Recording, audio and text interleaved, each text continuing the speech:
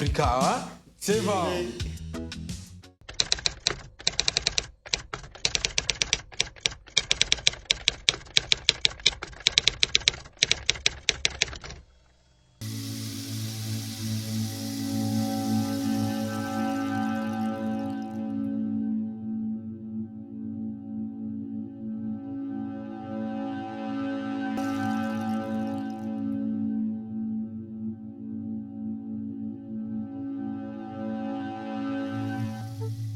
On today's agenda is the symposium organized by UNIDO for the yearly commemoration of the African Industrialization Day. Excellencies, ladies and gentlemen, dear colleagues, friends, since being mandated by UN General Assembly Resolution 44/237, the African Industrialization Day has been celebrated annually with a collaboration between UNIDO and United Nations Economic Commission for Africa and African Union Commission, along with a continued cooperation from the United Nations family and the regional economic commissions, government officials, representatives of civil society, and deepening engagement by the private sector.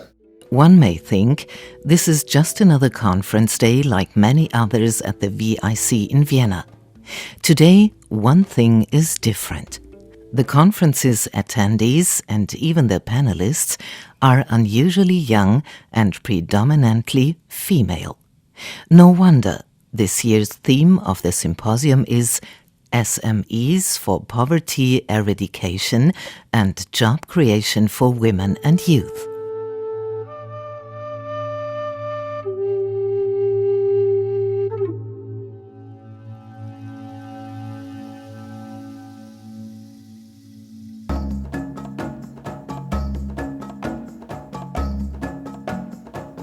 SME stands for Small and Medium Enterprises, and this is exactly what it is about today. How can the industrialization of Africa be achieved in the future? And how can small and medium enterprises and startups contribute to this goal by creating jobs and at the same time eliminate poverty and unemployment among women and the youth? When it comes to poverty eradication and job creation for women and youth, the role of SMEs is highly significant as it creates multiple opportunities at national, regional, and sub-regional levels. Indeed, initiatives and policies to enhance the role of private sector, especially SMEs, are the most efficacious way to generate income, stimulate employment, and ultimately eradicate poverty, with emphasis on marginalized communities and people. The program for today's commemoration is as follows. First, we will have the pleasure to listen the opening remarks by Mr. Li Yong, Director General of UNIDO, the message from UN Secretary General delivered by Mr. Denis Chachaiwa Valit, Executive Deputy Director of UNOV, the remarks by His Excellency Tebogo Seokolo, Ambassador Permanent Representative of Republic of South Africa to the UN, and also Chairman of African Group. The moderator of the panel, Mr. Mohamed Hussein Zarouk, Ambassador and Permanent Representative of the Republic of the Sudan to the UN, gives the floor to this year's panelists. Excellencies, Honorable Minister Miriam, Minister of Industrial Development in Nigeria, dear friends and colleagues from civil society and NGOs, I welcome you as the start of this symposium. We have 4 panelists. I would like to invite them to come to the podium. First, Mrs. Dr. Hanan Juda from Arab Republic of Egypt, Mr. Cedric Antigana from Cameroon, and Mrs. Laura Tugaret. She is from UN, and Mrs. Gabriella Ott from UNIDO. Welcome. So the theme of this symposium is about poverty eradication and job creation for women and youth. Remarkably, there are 3 women and 1 man on the panel, whereas the man is only 24 years old. He, Cedric Antangana, stands for the young, creative and successful Africa.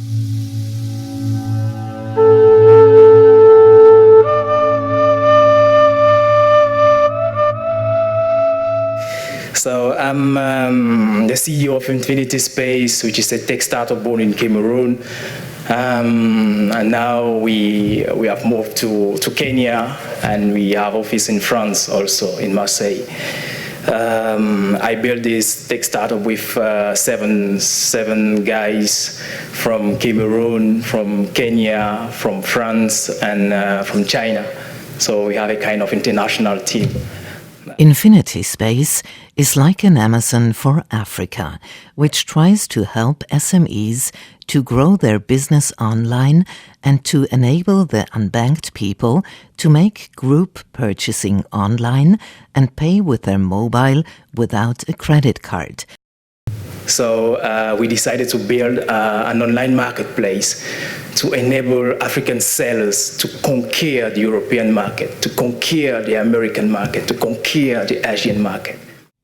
The first presentation is by Laura Turki, manager of UN Women's flagship report, Progress of the World's Women 2015-2016, Transforming Economies, Realizing Rights. Progress of the World's Women is UN Women's flagship report. It tracks advances on gender equality around the world and highlights where progress has been made and where gaps remain. The report focuses on the economic and social aspects of gender equality, including the right of women to a good job, fair pay and safety at the workplace, an adequate pension, health care and access to safe water. Women need these rights to be ensured without discrimination regarding their social and economic status, race or ethnicity. Laura Turki emphasizes that women cannot be expected to find and get a job if those areas are not met, and that the implementation of women's rights is the central and effective means of development.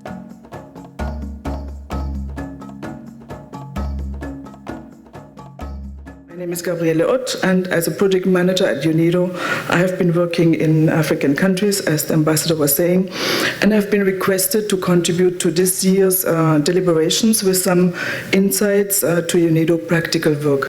She presents various examples of UNIDO entrepreneurial programs in Africa, where job seekers are encouraged to become job creators.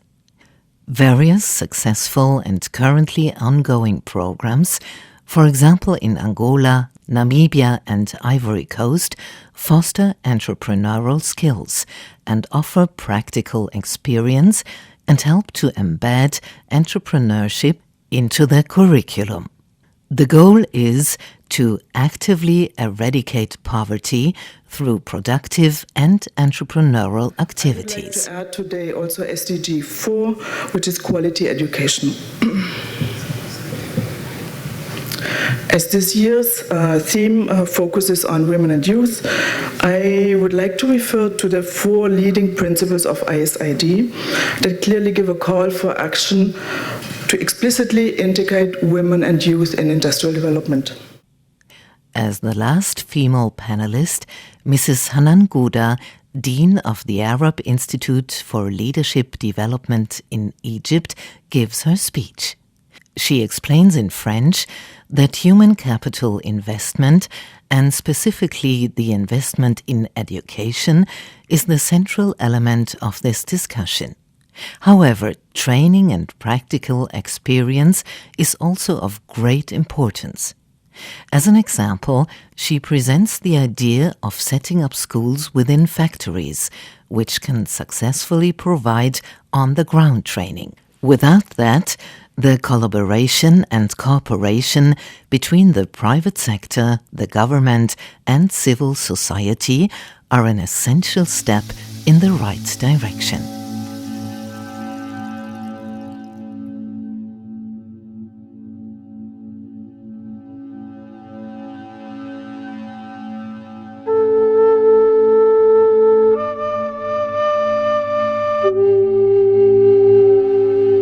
After the presentations, many symposium attendees from diplomacy, politics, youth, and civil society actively participated in the discussion session. This symposium was closed off through a ministerial conference from 44 countries. Overall, a successful African Industrialization Day, which hopefully continues to yield its fruit.